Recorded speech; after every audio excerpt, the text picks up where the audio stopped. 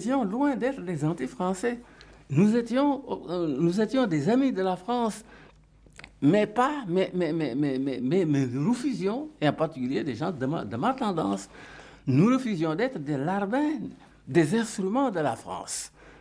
Nous voulions être des gens indépendants, mais mettant ensemble ce que nous avions vraiment de commun avec la France. Il y a cette communauté de langue, quelque chose de formidable. Et puis l'histoire.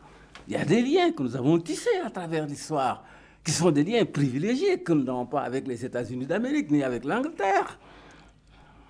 Et donc, nous étions vraiment bons pour faire un sort particulier pour avoir des relations privilégiées avec la France. Mais à condition que ça se fasse dans la dignité, dans l'égalité, dans la bonne foi. C'était ça, nous, notre conception des liens avec la France, des rapports franco-africains. Et je l'explique d'ailleurs, je crois, dans mes mémoires, que nous étions des amis, nous n'étions pas des anti-français, des amis de la France, mais pas des valets de la France. Nous refusions d'être des valets de la France.